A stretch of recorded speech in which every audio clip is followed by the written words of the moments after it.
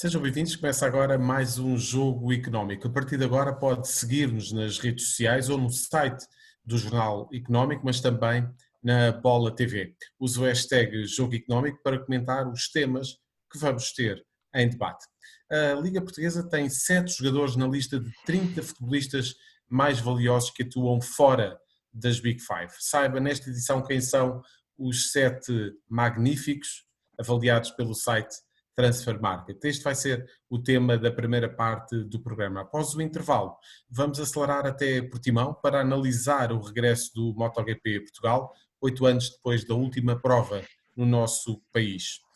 Esta prova terá um impacto económico situado entre os 20 e os 25 milhões de euros. São estes os temas que vamos ter em debate nesta edição. Passo à apresentação do nosso painel de comentadores para esta edição do Jogo Económico: João Marcelino, Leonardo Ralha e Diogo Luís. Muito bem-vindos aos três. Vamos então começar, não com esta temática dos jogadores mais valiosos das ligas fora das Big Five, mas vamos falar primeiro de um tema que de certeza que vai ter também impacto ao nível do desporto e do regresso da economia do desporto, que é aquilo que se pretende, que é o anúncio no espaço de praticamente uma semana de 2 vacinas já num grau avançado de desenvolvimento.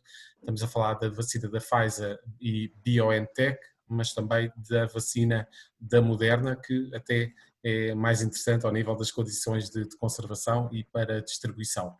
Queria saber, João Marcelino, como é que tu recebeste esta notícia e como é que vês estas vacinas a terem um impacto muito interessante ao nível do que é o regresso à nova normalidade?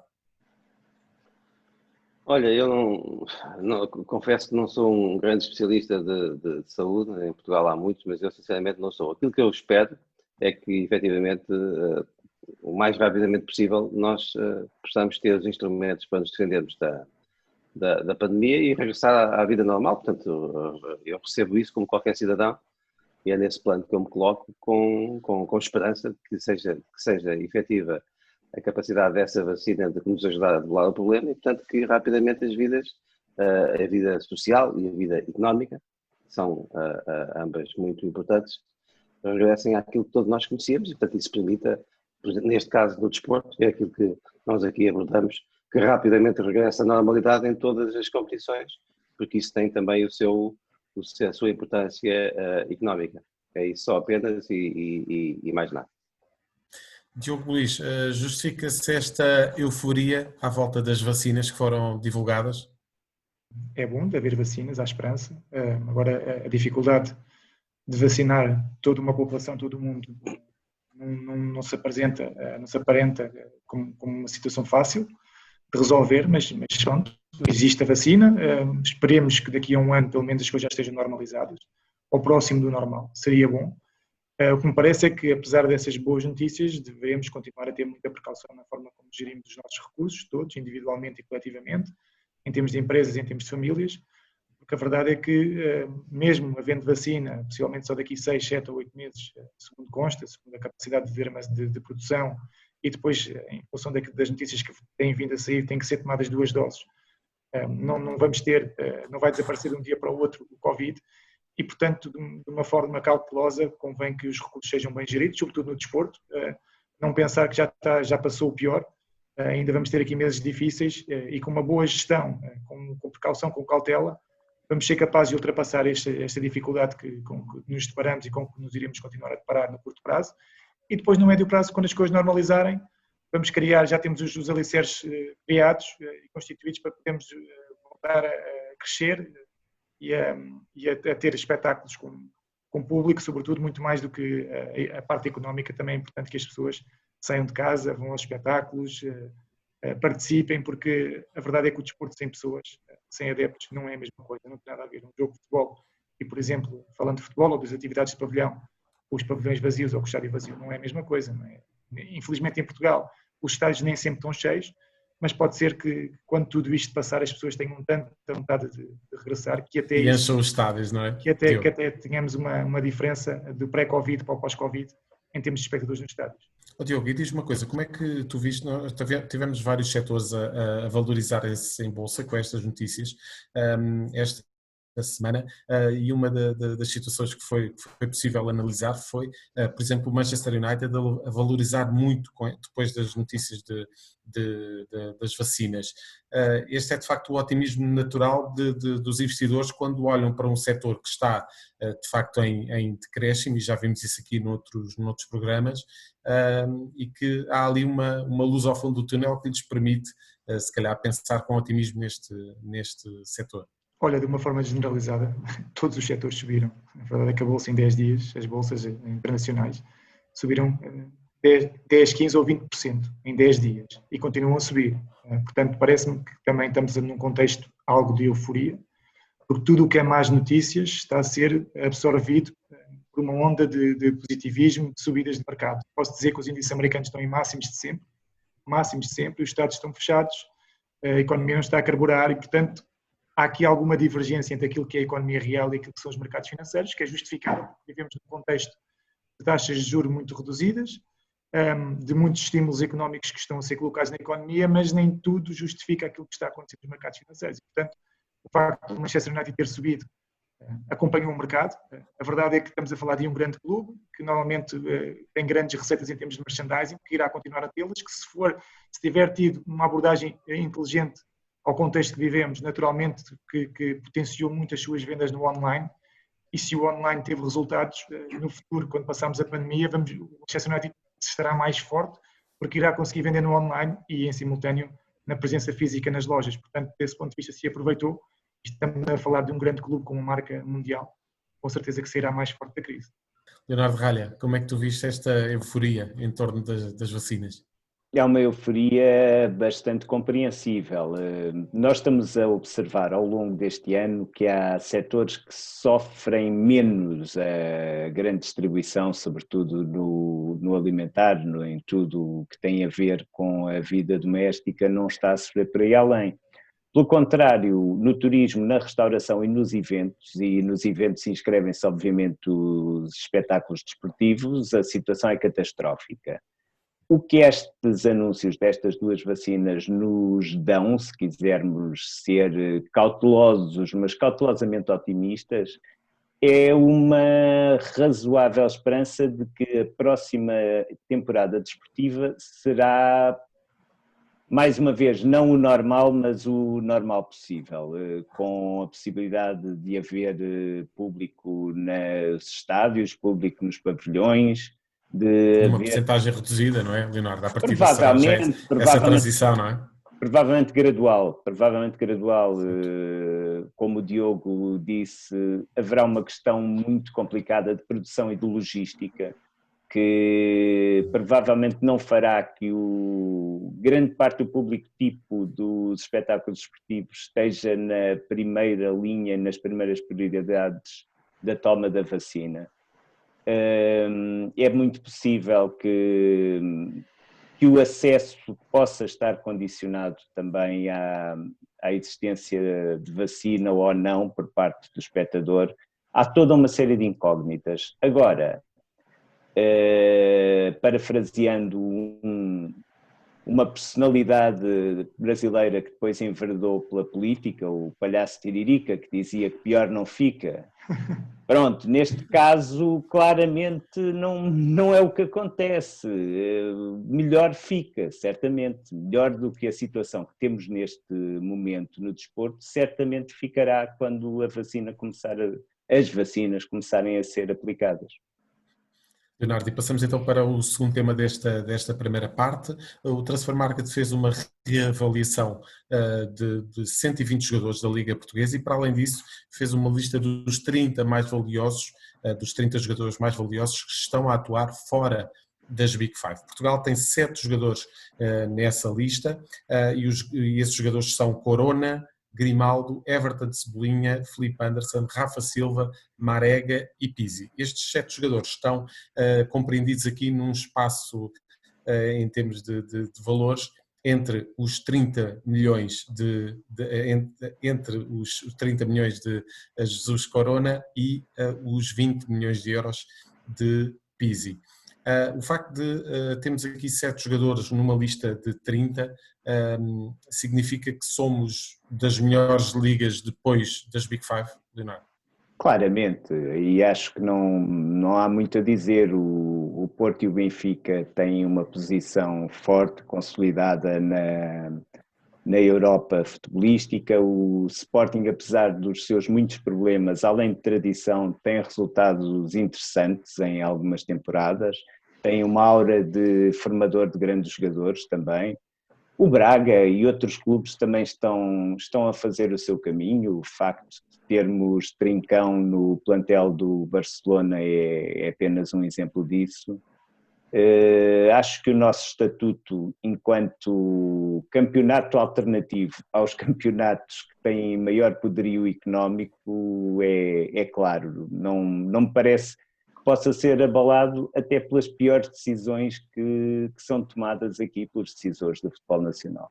E a verdade, João Marcelino, é que temos aqui alguns jogadores, todos estes jogadores são jogadores que já não são propriamente jovens promessas, são jogadores já consolidados e com valores muito interessantes de mercado, que resulta, provavelmente poderá resultar no futuro em futuros encaixes interessantes para Benfica, Benfica e Futebol Clube do Porto são os clubes que estão representados nestes 7 que falei há pouco.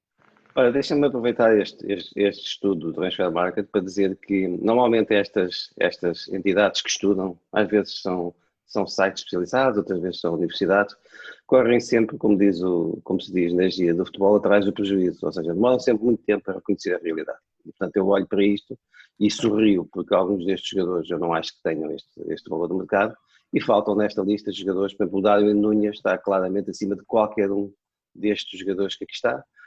O Nuno Mendes e o Pedro Gonçalves do Sporting não aparecem no estudo e com certeza que valem muito mais do que aqui alguns destes jogadores que aqui estão, e portanto é uma curiosidade, vale apenas o que vale, mas que não reflete a realidade que existe.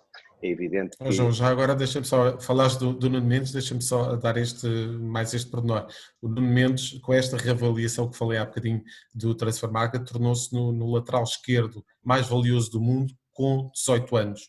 Tinha um valor de passe de 7 milhões de euros, passou para 12 milhões. Era só para dar esse Eu sei disso, e repara como ele tendo uma cláusula de 45 milhões, o Sporting não está descansado e está a tentar renovar o contrato para passar a cláusula de 60 mil. E aumentar a cláusula. Por isso é que eu digo por isso é que eu estou a dizer que estes sites demoram muito a reagir, não é? E depois também demoram a reagir em sentido contrário. Por exemplo, há aqui jogadores, eu não vou falar em nomes para não ser desagradável, que, enfim, tiveram uma boa carreira, mas não valem hoje aquilo que aqui está. Por exemplo, enfim, vou falar num que é estrangeiro, que é sempre mais fácil. Por exemplo, o Grimaldo, não é, que está aqui em segundo lugar, que é o quinto ou o sexto defesa esquerdo espanhol. Diz? Não, ia dizer que é o quinto na lista, da lista dos mais valiosos. Portanto, não, mas a falta, por exemplo, do Darwin Núñez, que o Benfica hoje com certeza que não venderia nem por 50 nem por 60 milhões de euros. E já estou a fazer as contas por baixo, que ele tem uma cláusula de 150 milhões. E que realmente tem estado muito bem neste arranque da época, independentemente do mau momento do Benfica. Portanto, dizer que isto para mim não reflete. Eu encontro muito esta tendência nos estudos de serem demasiado conservadores e não conseguirem prever os movimentos seguintes do mercado, ou seja, vão sempre com atraso atrás daquilo que é o funcionamento do mercado.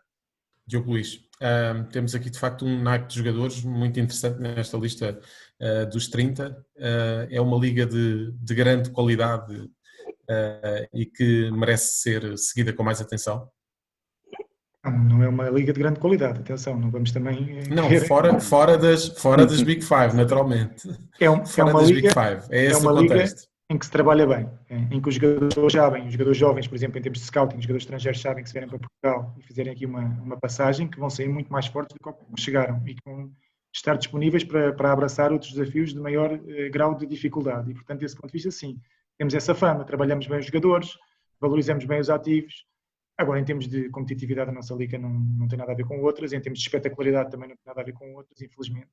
E repara, aqui nesta lista, 30, e eu percebo o que o João está a dizer, mas a lista não é feita num mês, a lista já vem sendo feita, e se calhar foi fechada há um mês atrás, e há um mês atrás não colocavam o Darwin Núñez e não colocavam o Nuno Mendes.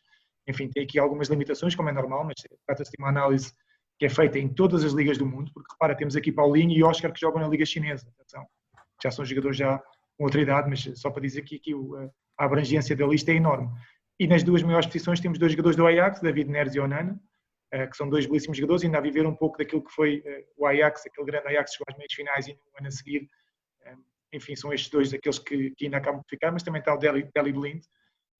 Agora, dizer-te que podíamos ser ainda muito melhores se conseguíssemos criar condições para que as pessoas estivessem presentes nos estádios, para que o futebol fosse mais espetacular. Quando eu digo mais espetacular, que houvesse certo tipo de estratégias que fossem eliminadas, criassem condições para que fossem eliminadas efetivamente, que o nosso foco fosse naquilo que são os intervenientes, que criássemos programas a valorizá-los.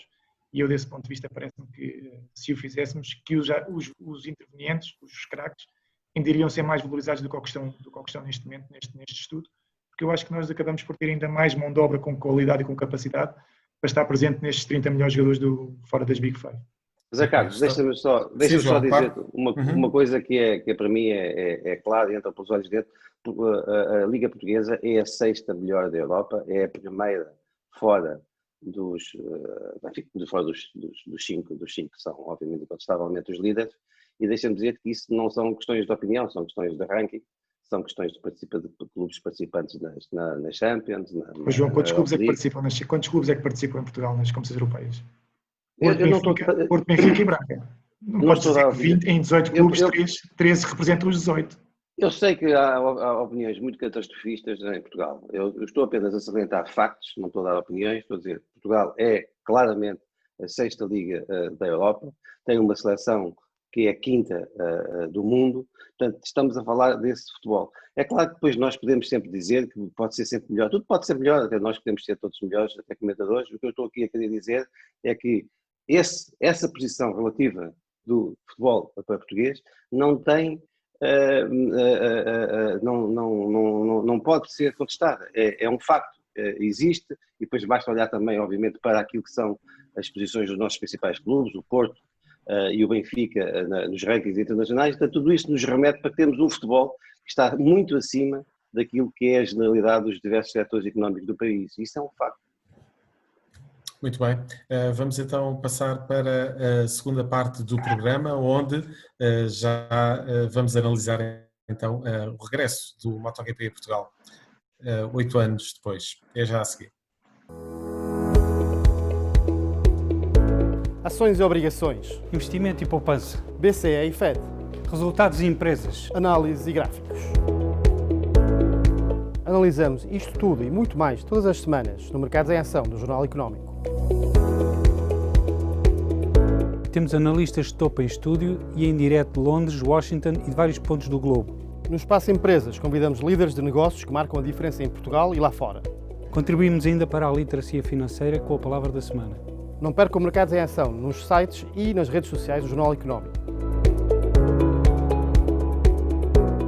Sejam bem-vindos à segunda parte deste jogo económico, e é nesta segunda parte que vamos acelerar até Portimão para o MotoGP, o regresso do MotoGP, 8 anos depois da última prova em Portugal, de 20 a 22 de novembro. Os melhores motociclistas e as melhores máquinas estarão no Autódromo Internacional de Portimão. Para esta segunda parte, o nosso convidado é Jorge Peçanha Viegas, presidente da Federação Internacional de Motociclismo, e um regresso que se saúda a este jogo económico. Muito obrigado, Jorge, pela presença neste jogo económico, por este regresso.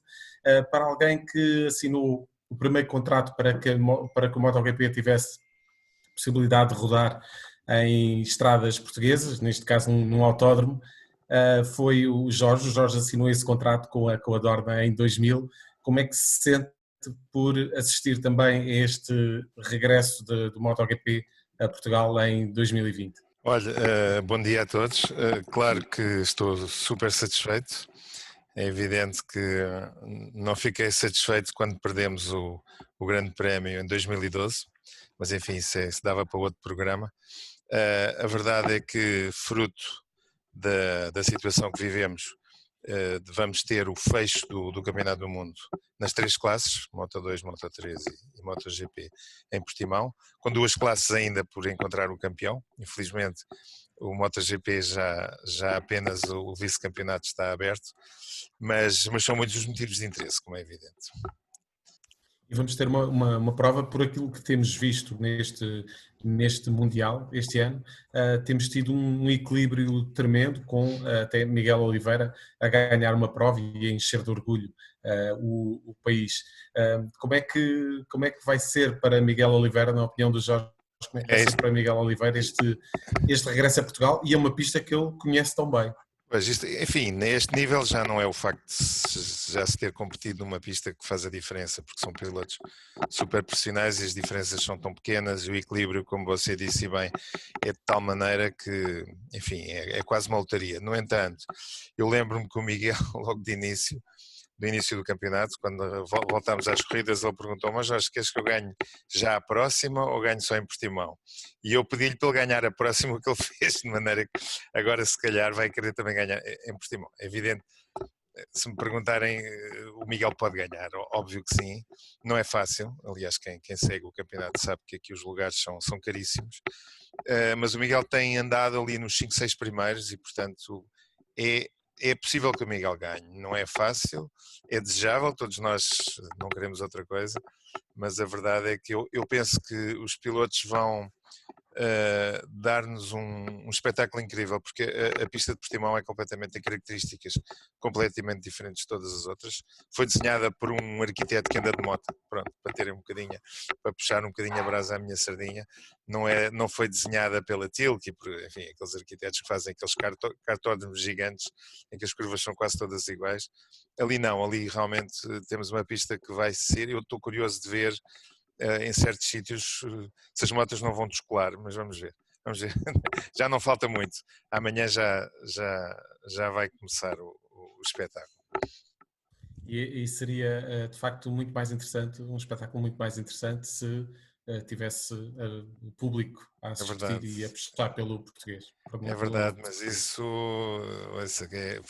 eu achei curioso ter sido o próprio Primeiro-Ministro a anunciar em direto que não ia haver público, portanto é sinal que foi uma decisão que se calhar até deu um bocado de jeito, porque pronto, estão a ver, a gente também tem aqui força para impedir o público de assistir. É evidente que a partir ou aliás desde segunda-feira, Portimão passou a ser um dos municípios com restrições à circulação a partir da 1 da tarde aos fins de semana e, portanto, também seria muito difícil nestas circunstâncias termos público, porque eles também não se poderiam deslocar lá.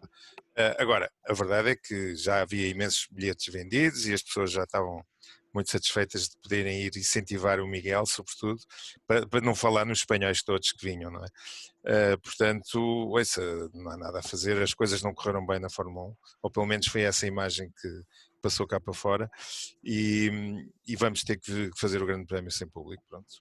Não é um drama, mas claro que todos nós gostávamos de que houvesse público ali a puxar para o Miguel. Leonardo Ralho, e mesmo sem público, é prometido de facto um espetáculo de grande nível este fim de semana em Portimão, naturalmente sem público, como dissemos. No entanto, alguns analistas contactados pelo Jornal Económico estimam que haja aqui um impacto, mesmo nesta situação, entre 20 e 25 milhões de euros. Naturalmente um pouco abaixo daquilo que acontece com a Fórmula 1. Qual é, de facto, a importância de Portugal receber no mesmo ano Fórmula 1 e MotoGP? Eu acho que a importância, no fundo, e o Jorge certamente concordará, é recolocar Portugal no circuito.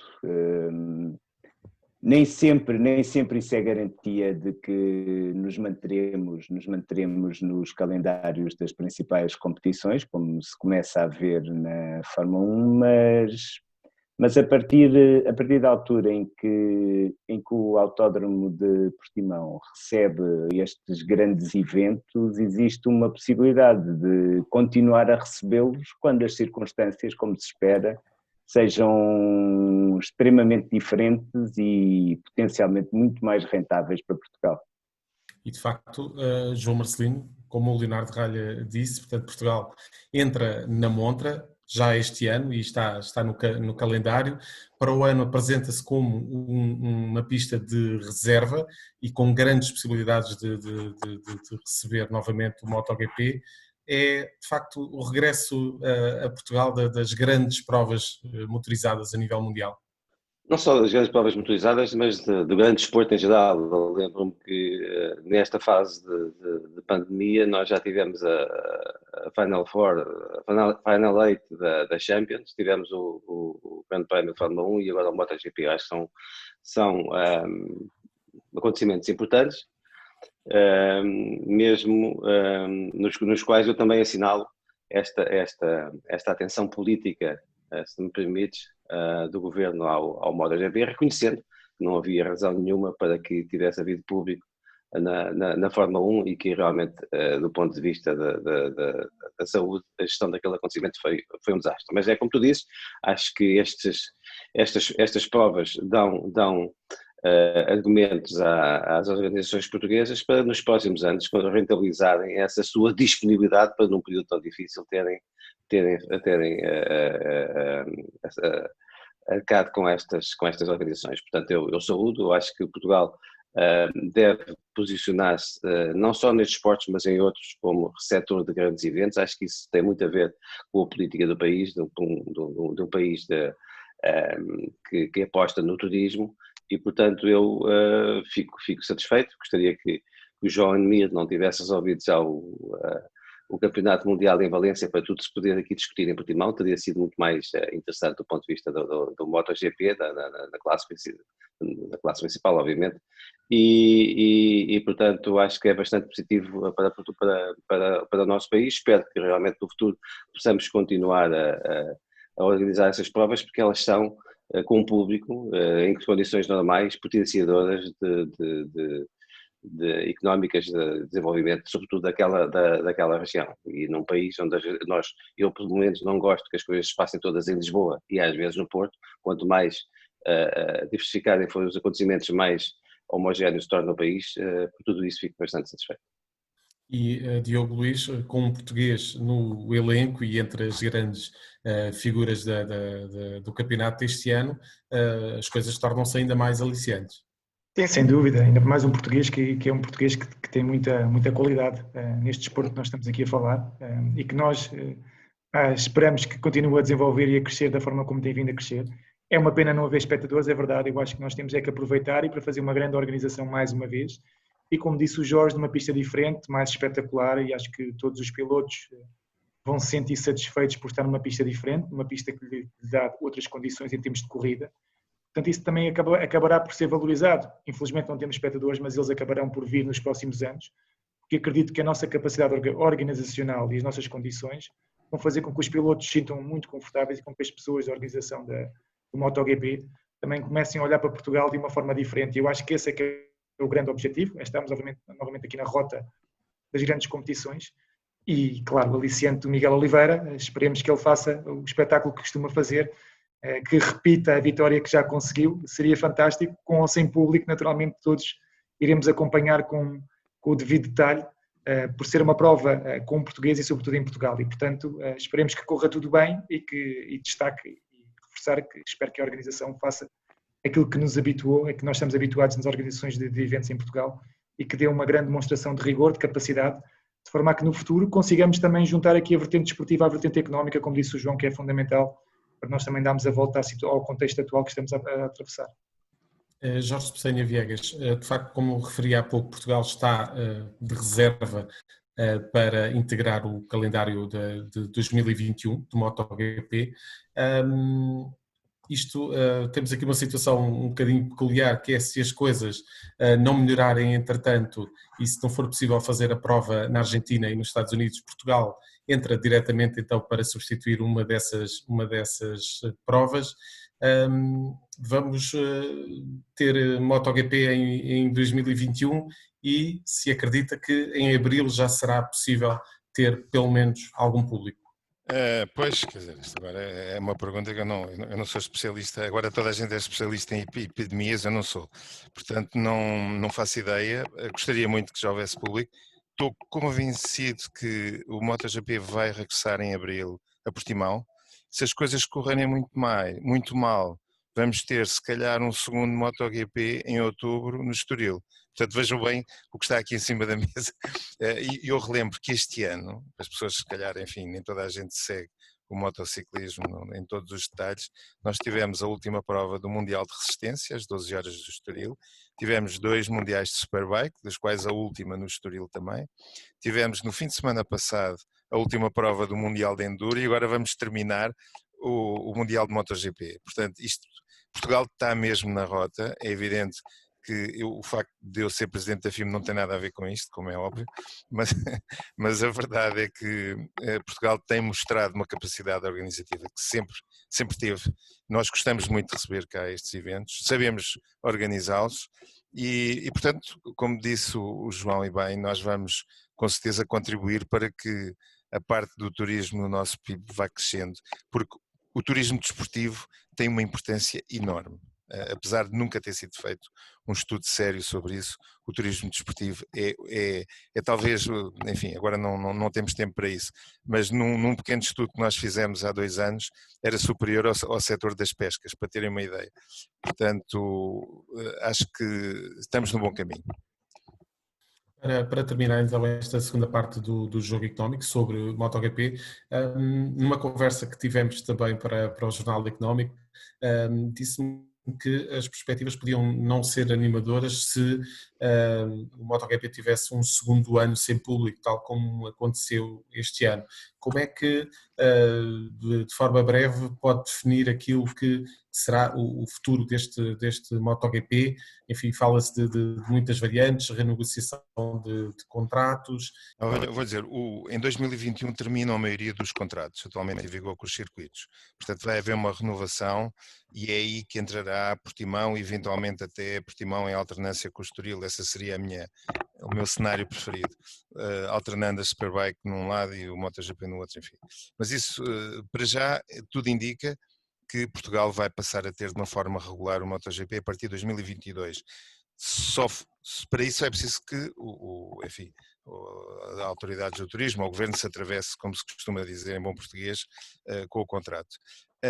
Este ano nós tivemos a Dorna a suportar o prejuízo decorrente do facto de muitos circuitos não terem pago o FII para organizarem, como é o caso de Portimão. Portanto, houve um prejuízo, se calhar, das dezenas de milhões que a Dorna suportou, manteve os apoios às equipas, aos pilotos, enfim, para as coisas não pararem, fez lindamente, mas este esforço, penso que talvez não seja preciso fazer um esforço tão grande para o ano, porque a ideia que toda a gente tem, mais uma vez, os especialistas, é que se calhar vamos ter ainda restrições no primeiro semestre, mas eventualmente o segundo semestre vai voltar a ter enfim, uma atividade mais ou menos normal. Portanto, eu penso que a Dorna vai continuar com certeza a suportar enfim, as despesas fixas de todas as equipas e com os ordenados dos pilotos, etc. Não vamos de maneira nenhuma fazer um calendário mais reduzido, pelo menos de início. Portanto, o calendário já saiu, já é conhecido, e há um plano B, como digo, com alguns destes circuitos, como o caso de Portimão, o caso de Estoril também, o caso da Rússia. São circuitos que entrarão caso falhe algum dos que estão neste momento no calendário inicial. Portanto, eu estou razoavelmente otimista relativamente ao calendário, ao Mundial do ano que vem. Muito obrigado, Jorge Peçanha Viegas, por este regresso ao jogo económico. Esperemos que o MotoGP seja muito emocionante e que Miguel Oliveira faça uma grande corrida. Já a seguir passamos então para a terceira parte deste jogo económico, com as escolhas de Diogo Luís, João Marcelino e Leonardo Ralha. É já a seguir. Estamos de volta para a terceira parte do programa e é nesta fase que temos então as escolhas da semana por parte dos nossos comentadores. Começo precisamente pelo Leonardo Ralha. Leonardo, o teu número desta semana é o 11. É o 11 porque foi a hora a que muitos milhares de desportistas de Portugal tiveram que competir no fim de semana passado e também acabarão por fazer durante este fim de semana. As regras do recolher obrigatório dificultavam muito a prática desportiva. E, como sabemos, tirando o campeonato principal de futebol, o poder negocial das federações e associações desportivas é diminuto. Sendo os praticantes das modalidades pessoas que, muitos profissionais, outros amadores ou semi-amadores, que gostam do que fazem, que procuram dignificar os desportos que praticam, foi-lhes pedido um sacrifício que foi superado com excelentes espetáculos desportivos, por muito que haja aquele velho ensinamento do atleta olímpico Marco Fortes, que de manhã é melhor na caminha. Eles não acreditaram nisso, fizeram excelentes jogos, muitos dos quais puderam ser vistos por transmissões televisivas. Acho que foi uma boa oportunidade de mostrar a resiliência daqueles que são mais afetados pela pandemia no desporto nacional. Esse é de facto um dos paradigmas do que vivemos atualmente. Diogo, passo então para o teu número desta semana é o 32. É o 32 avos de final da Taça de Portugal, é o regresso da taça, infelizmente os estádios vão estar vazios, mas é uma oportunidade para os pequeninos também de aparecerem, de terem aqui algum reconhecimento mediático.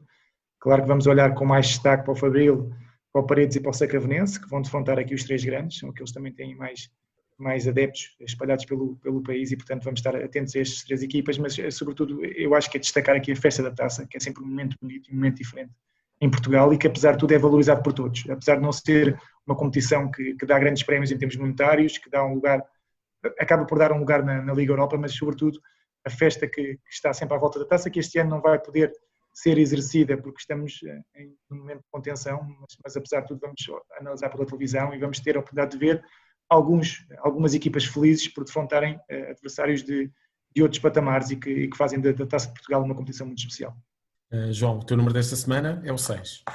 O 6 é o número de golos pelos quais foram derrotadas a Alemanha pela Espanha, no resultado histórico na Liga das Nações. Lembrar que a Alemanha foi 4 vezes campeã do mundo, é uma das grandes seleções permanentemente do futebol mundial e, portanto, é uma derrota que, mesmo que perante uma equipa que é a 6ª do ranking, é algo de muito pesado. E depois também foi a derrota da Colômbia, que é a 10ª seleção do mundo e que levou 6-1 do Equador, que é a seleção número 60, e a Colômbia, como sabemos, treinada pelo português Carlos Queiroz. Isto para dizer que o futebol no mundo inteiro está cada vez mais incerto, os resultados e mais equilibrado, e os resultados teoricamente anormais são possíveis, e isto remete depois para a pergunta que tu me vais fazer a seguir. Sim, porque o teu protagonista desta semana é Fernando Santos. Ou seja, Fernando Santos a ganhar, não precisou de perder, mas a ganhar ao vice-campeão mundial fora, fez uma coisa que eu dou muito valor, ou seja, mostrou insatisfação por um jogo que, efetivamente, apesar de ter sido uma vitória, foi um jogo fraco, abaixo daquilo que a seleção portuguesa pode fazer. E esse descontentamento é a mostra da ambição que o selecionador tem. Eu acho que é uma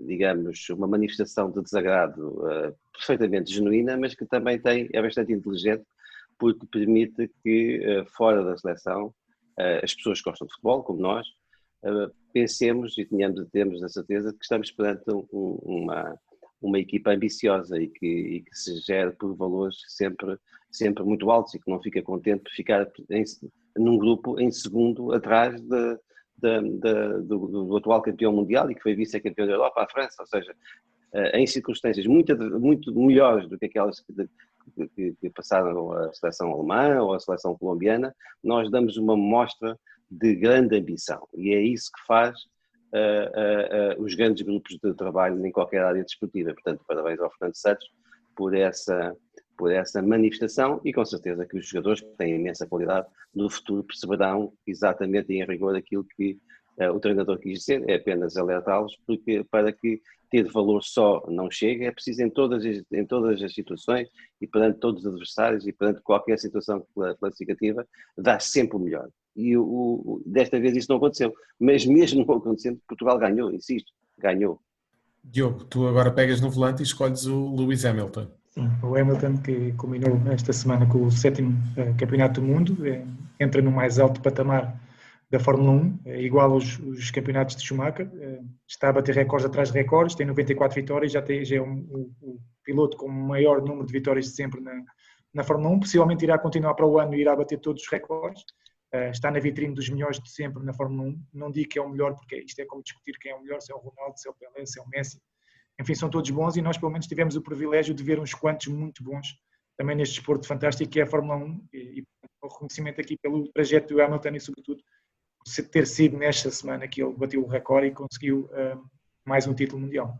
E de resto o vencedor também do histórico regresso da Fórmula 1 a Portugal em Portimão. Terminamos então, Leonardo Ralha, com o teu protagonista desta semana, que é Pedro Trigueira. Muitas pessoas, mesmo as pessoas que seguem de perto o futebol, talvez não tenham grande noção de quem é Pedro Trigueira. O atual guarda-redes do Tondela tem uma carreira que já vai longa, é um guarda-redes de 32 anos, tem-se destacado por fazer belas defesas sem nunca entrar propriamente nos radares daqueles que elevam a carreira dos jogadores até clubes de mais alto nível. Infelizmente, o único momento da carreira de Pedro Trigueira em que ele teve direito a manchetes, a primeiras páginas, foi quando não lhe vou chamar a história da carochinha, porque na verdade foi uma história dos carochões, em que na história do processo Cashball, ele foi dado como um dos jogadores que supostamente teria recebido dinheiro de um clube para ter uma má atuação, deixar entrar golos, perder um jogo de propósito.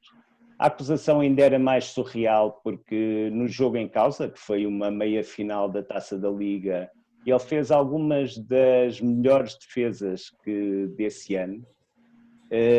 Não havia propriamente qualquer verosimilhança para as acusações que lhe eram feitas e para as quais ele não teve direito sequer a contraditório.